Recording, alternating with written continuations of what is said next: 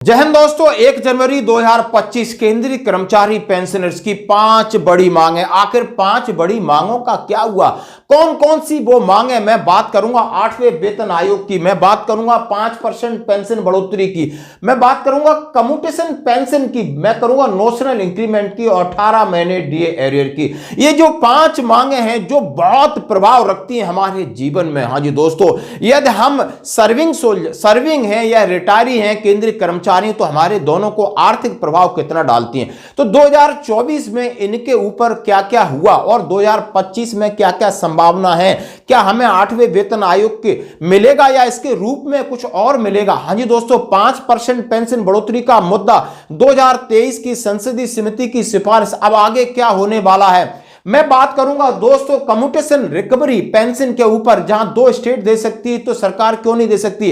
हाँ जी, तो बात करूंगा नोशनल इंक्रीमेंट की, यानी 3% वो इंक्रीमेंट जो कि जुलाई और जून और दिसंबर में रिटायर्डीज को क्यों नहीं मिलता है। और मैं बात करूंगा 18 महीने डीए एरियर की, क्या 34,000 करोड़ रुपए सरकार ने खा लिए या कुछ और होगा। और इसके ऊपर केंद्रीय संगठन क्या कर रहे हैं। केंद्रीय संगठनों ने 28-29 दिसंबर को जो मीटिंग की थी, आगे किस तरह सरकार पर दबाव बनाना चाहते हैं, क्योंकि आपने अभी तक क्या क्या हुआ 2024 में और 2025 में इनको पर क्या क्या संभावना, इसके ऊपर हम आइए चर्चा लेके आए आपके सामने, क्योंकि आज पहला दिन है और सारे एविडेंस और सारे लेटर हम हमारे साथ हैं। किसी को भी चाहिए हम आपके साथ प्रोवाइड कराएंगे, हर प्रकार का लेटर है, सरकारी लेटर है, न्यूज है उसकी। तो दोस्तों आइए बोर्ड पे चलते हैं, समझते हैं एक एक चीज को, अभी तक हमने हमारी जो लड़ाई है कहां तक पहुंची है और हम कितने कामयाब हो सकते हैं इस लड़ाई में। दोस्तों तो बात करते हैं केंद्रीय कर्मचारी पेंशनर्स के 5 बड़े मुद्दे जो सरकार की नाक में दम करके रखा है।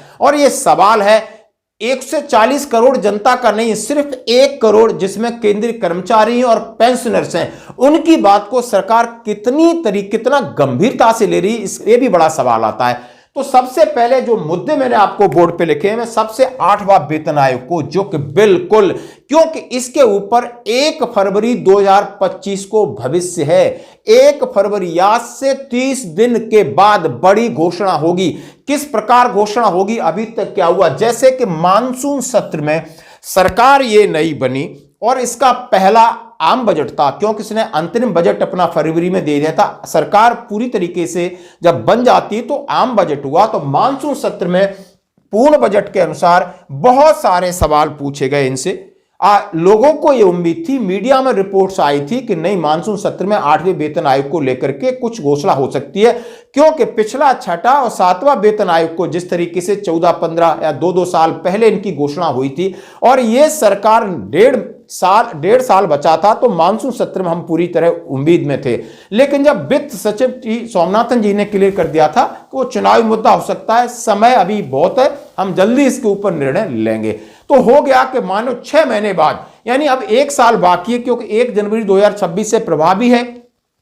और अभी तक आपने देखा होगा कि शीतकालीन सत्र में लगातार 3 दिसंबर को राज्यसभा में, 9 दिसंबर को लोकसभा में 2-2, 3-3 संसद सदस्यों ने माननीय वित्त राज्य मंत्री से सवाल पूछा। और यह सवाल अचानक नहीं पूछा जाता, यह सवाल पहले से प्री प्लान्ड सवाल होते हैं, जो कि पहले चले जाते हैं कि क्वेश्चन वर्ष में यह सवाल फलाने संसद की तरफ से आया, ताकि वित्त मंत्री उसका पूरा जवाब लेके आए।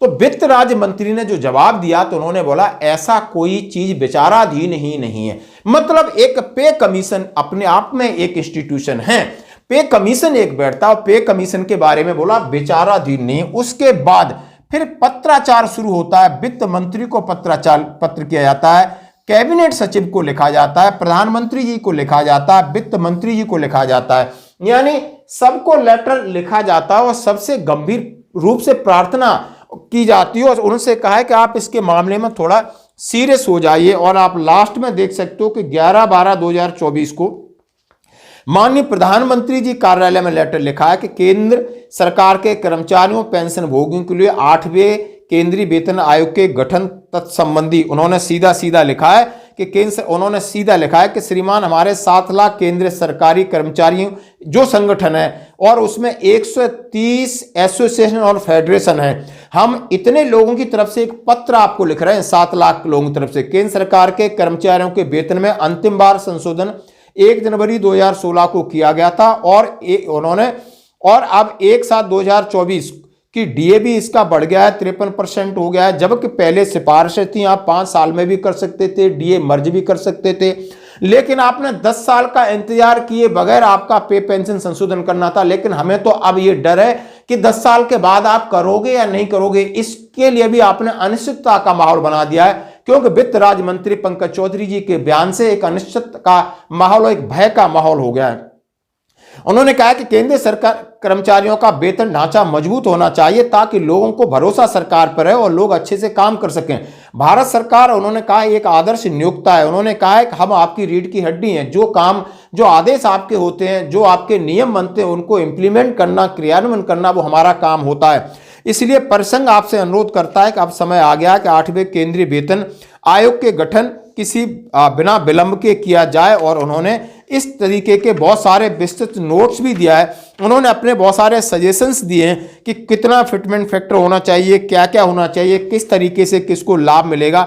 ये आखिरी चिट्ठी थी। इससे पहले आपने देखा होगा कई प्रकार के पत्राचार हुए हैं।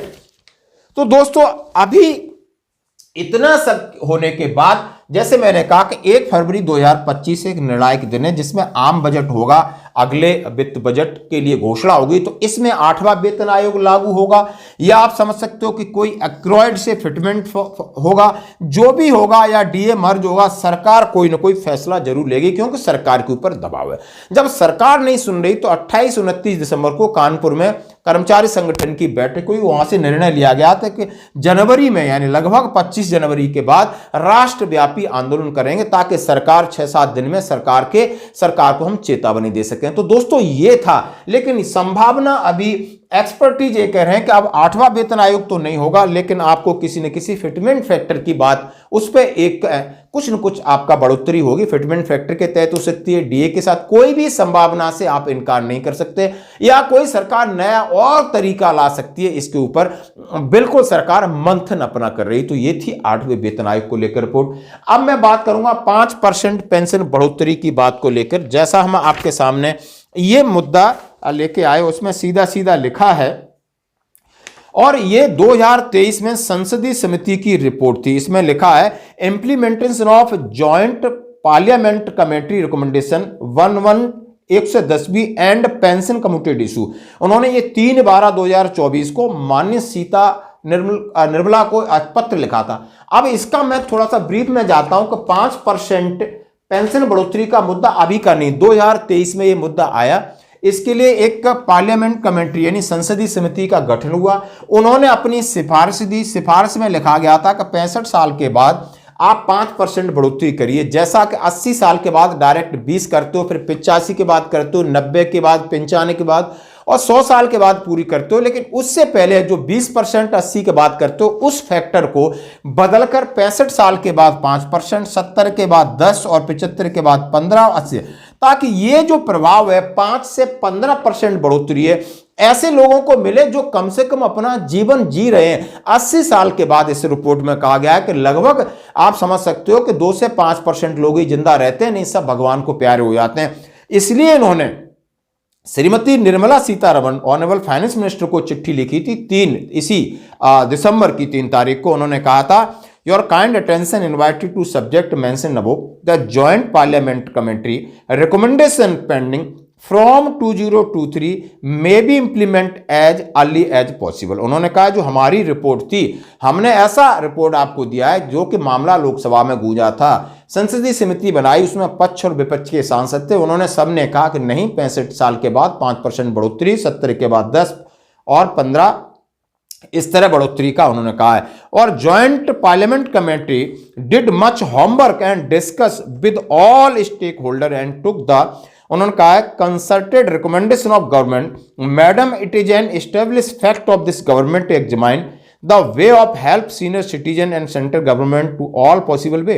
मीडिया पब्लिश, उन्होंने कहा सारी चीजें हमने ये पूरे प्रयास किए। तो ये चिट्ठी, अब इसके ऊपर वित्त मंत्री ने अपना सर्वे किया, डाटा मंगाया कि 65 साल के बाद कितने पेंशनर्स हैं, ताकि उनको किस तरीके से फायदा बजाए। और एक फाइनेंशियल इशू आके इसके ऊपर अभी अटका हुआ है कि फाइनेंशियल इसका अप्रूवल नहीं मिला है। तो दोस्तों, हम संभावना है कि 2025 में इसके ऊपर कोई सकारात्मक एक बहस है और ये चीज निर्णय हो सकता है।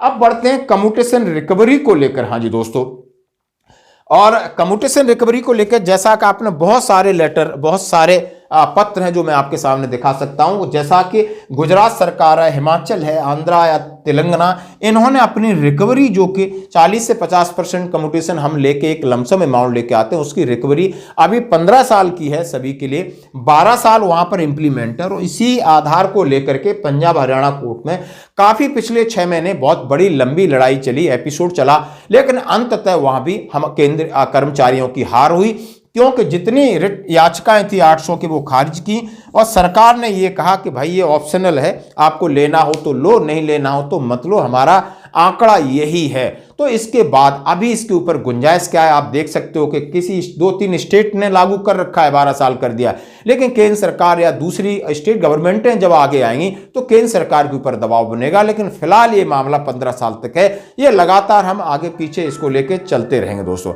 अब मैं बात करूंगा नेशनल इंक्रीमेंट को लेके। हाँ जी दोस्तों, हमारे पास चिट्ठी, जैसा आपने देखा होगा कि नेशनल इंक्रीमेंट को लेके बात कही जा रही थी। बहुत लंबी लड़ाई है कि कोई भी कर्मचारी यदि 1 साल सर्विस करता है, 1 साल, और जून में रिटायर्ड होता है, 1 जुलाई को वो प्रेजेंट नहीं होता, इसलिए उसका 3% बेसिक पेंशन की जो बढ़ोतरी है, जो कि पेंशन जाएगा तो 1.5% पेंशन में घाटा, उसकी ग्रेचुटी में घाटा, उसके कम्यूटेशन में घाटा, उसके लीव इनकेस में घाटा, और सब जगह घाटा, यानी लाखों का घाटा करने के बाद ये कोई नियम नहीं हो सकता हिंदुस्तान के अंदर ऐसा नियम होगा कि पूरे आपने 30 दिन नौकरी की और 1 तारीख को आपको तनख्वाह मिलनी, तो बोला नहीं आप उस दिन प्रेजेंट नहीं हो। प्रेजेंट क्यों नहीं है? सिस्टम में प्रेजेंट नहीं, लेकिन जिंदा हैं, इस देश में हैं, दुनिया में तो हैं, लेकिन ये आपने देखा होगा, ये मानी है सरकार, आधे अधूरे मन से मानी। उन्होंने कहा है कि जो मई 2023 के बाद रिटायरीज हैं उनको इसका लाभ मिलेगा। इसका मतलब 1 जुलाई 2023 और 1 जनवरी 2024 और इसके बाद लाभ मिलेगा। और जो पीछे वालों को लाभ जब भी मिलेगा तो ग्रेचुटी वगैरह का एरियर नहीं मिलेगा, पेंशन में संशोधन किया जाएगा। अभी तक इसकी ये बड़ी अपडेट है। अब मैं अंत में बात करूंगा 18 महीने डी एरियर को लेकर के। जैसा कि आपने न्यूज सुना होगा, पढ़ा होगा कि अफवाहों का दौर खत्म हुआ, 18 माह के डी एरियर पर आई बड़ी खबर, करोड़ों कर्मचारियों के खाते में जमा होगी मोटी रकम, फाइल हुई तैयार। ये तमाम तरह की अखबारें आई, बहुत सारी खबरें आई, लेकिन इनका दौर, इसके ऊपर कोई ठोस खबर ये नहीं थी। जैसे वित्त मंत्री से इसके बारे में भी इस आपने देखा होगा, इस मानसून शीतकालीन सत्र में पूछा गया, उन्होंने बोला सरकार के पास अभी इतनी ताकत नहीं है कि हम 18 महीने का जो 34,000 करोड़ रुपए वो मैं कर्मचारियों को, पेंशन भोगियों को दे सकूं, अभी इस स्थिति में नहीं है। तो ये इनका फाइनल इसके ऊपर जवाब था दोस्तों। तो ये अब आगे संभावना इसमें क्या हो सकती है? आगे संभावना शायद बहुत ही मुश्किल है, क्योंकि सरकार, आप समझ सकते हो कि डीए के आंकड़ों में लगातार कमी कर रही है। 8वें वेतन आयोग को लेकर कितनी गंभीर है वो आप देख सकते हो। 5%, ये सारे फाइनेंशियल इशू हैं जो कि हक है बंदे का, वो नहीं दे पा रहे। और उन्होंने जो एक बार 34,000 करोड़ आपके ले लिए, सरकार कभी, ये सरकार कोई और है तो पता नहीं, ये गवर्नमेंट कभी इस चीज की तरफ सोचेगी नहीं, देने की बात तो अलग है। यदि हमारा एनालिसिस आपको अच्छा लगा, आप हमारे व्हाट्सएप पे, और आपके पास इस संबंध में कोई लेटेस्ट अपडेट है, जानकारी है, आप समझ रख सकते हो, ताकि हमारे लोगों तक आपकी ये बात पहुंचे, आप जरूर हमारे साथ शेयर करें। धन्यवाद।